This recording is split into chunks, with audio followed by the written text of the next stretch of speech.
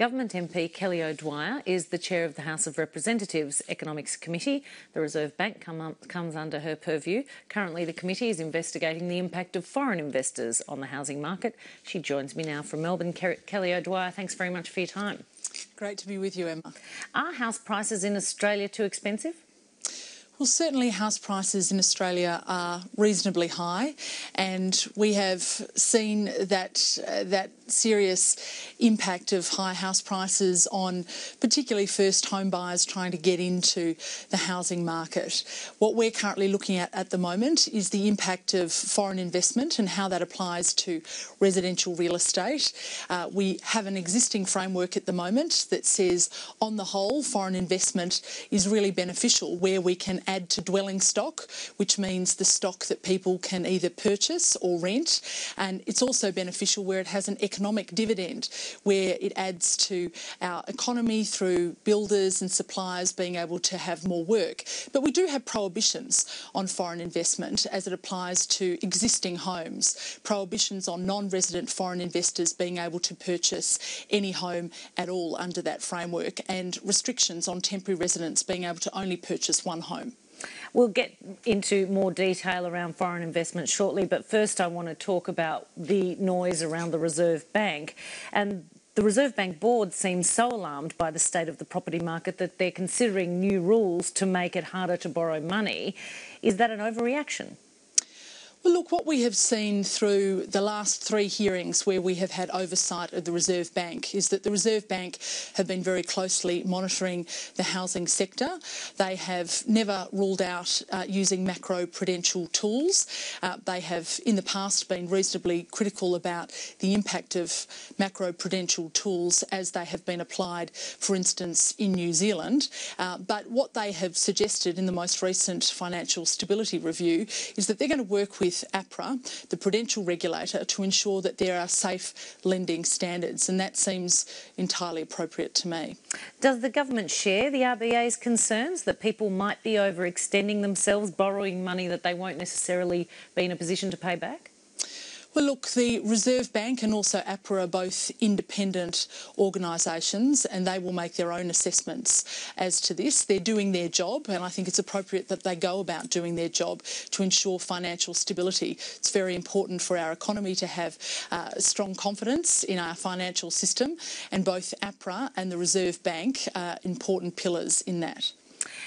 Everywhere else in the world, the global financial crisis was called a banking crisis because it was about the subprime lending. Again, people borrowing money they couldn't necessarily afford to pay back. So I'll draw you back to my initial question, which was, does the government share the concerns of the RBA that potentially is happening again this time in Australia? Well, I don't think that the RBA have in fact said that we've got an analogous situation to that was occurring overseas in the US with the subprime market.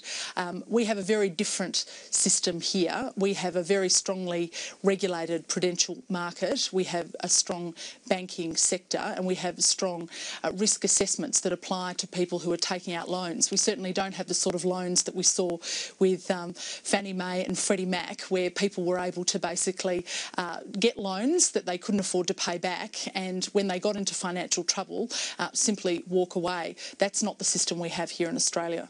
So why is the Reserve Bank now calling for these sorts of macro-prudential changes, which are basically tighter lending rules?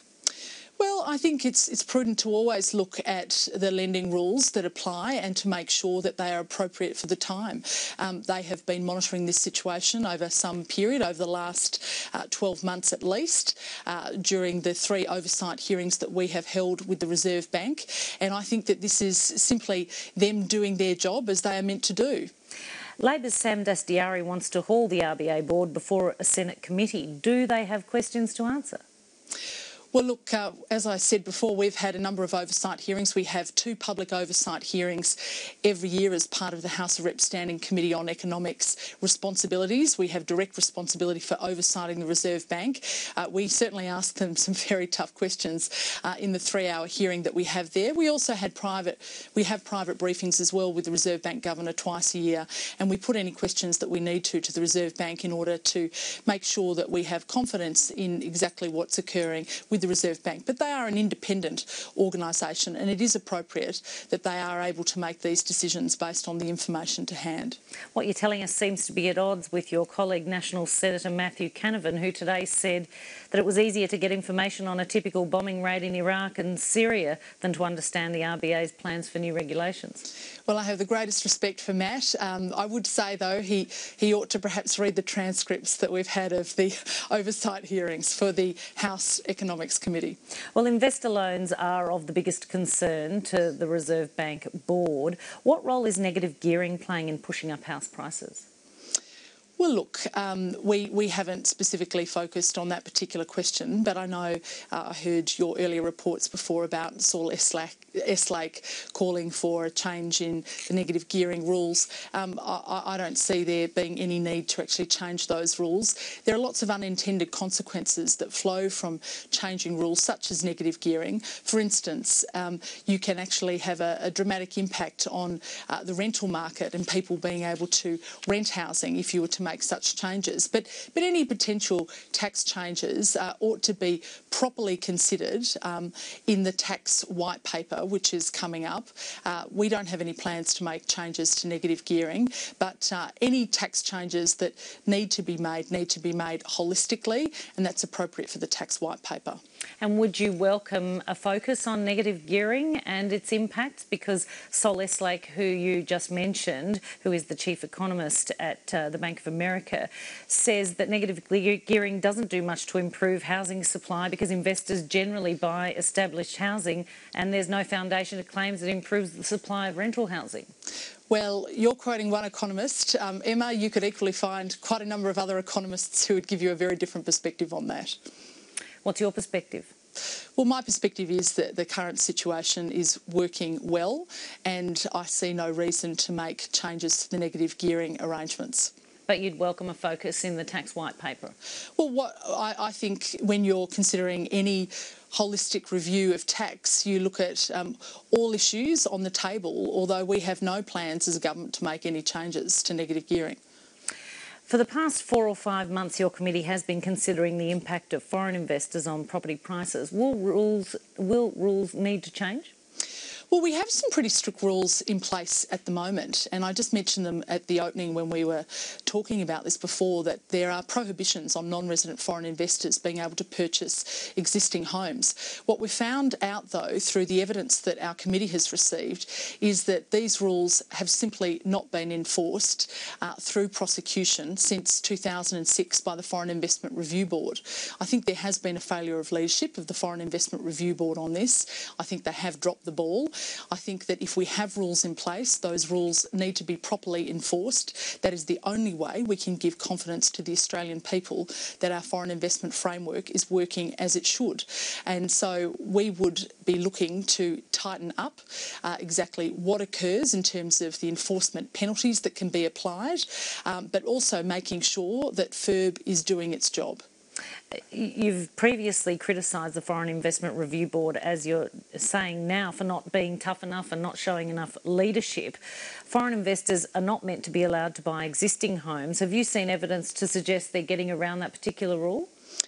Well, we've heard some anecdotal evidence that suggests that there are people who are deliberately contravening the rules. The problem is, of course, is that those people who are deliberately contravening the rules are simply not going to the Foreign Investment Review Board for approval. So it is quite a difficult and tricky area. The other problem here, Emma, too, is that there aren't particularly strong disincentives under our penalty regime if somebody was to make either one purchase or multiple purchases. Under the existing rules, if FIRB did in fact prosecute somebody who had purchased one or more properties and they were not able to purchase those properties because they were a non-resident foreign investor, it would take some time to go through the court process, and then if that property had gone up in value, that individual would be able to keep the windfall gain that they had made through the increase in value of that property. Now that's simply ridiculous and clearly needs to change. So how are these foreign investors circumventing the rules? Well, there are a number of people who are simply not going to the Foreign Investment Review Board for screening. And if they're not going to the Foreign Investment Review Board for screening, they simply don't think that there is any possibility that they'll be caught. They think that there's probably not a strong compliance regime in place. And I have to say, I think our compliance and auditing regime is not as strong as it needs to be. We are looking at how that can be enhanced. That will go to the recommendations that we make as part of our committee's review and report that will be handed down later in the year. And this is a critical area to ensure that people have confidence. I saw reports after your initial comments that the Foreign Investment Review Board only has something in the order of 8 people to police the whole country and the foreign investment in the area of housing. It does seem a big task for just 8 people. Well, look, I would certainly accept that they probably do need some more resources, but I don't accept that they were not able to undertake any prosecutions since 2006. There were prosecutions that took place with the previous coalition government over that time, divestments of properties for people who had purchased contrary to our foreign investment framework.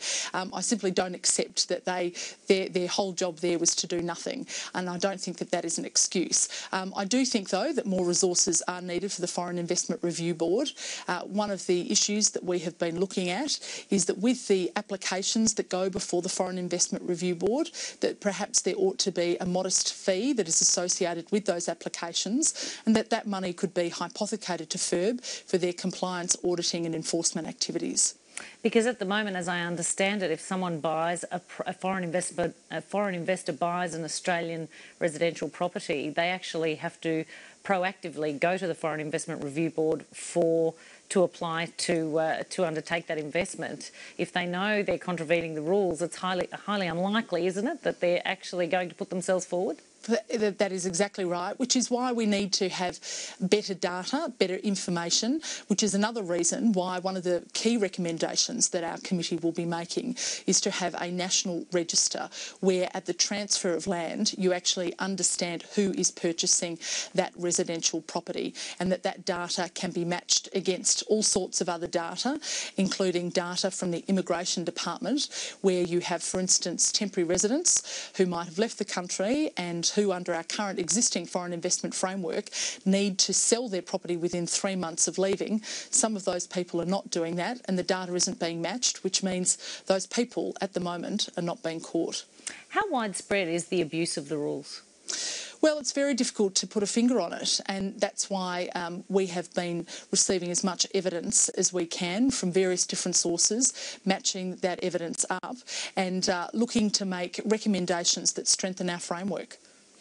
We have to leave it there. Kelly O'Dwyer, thank you very much. Of course, coming to us from Canberra, not from Melbourne. Great to be with you, Emma.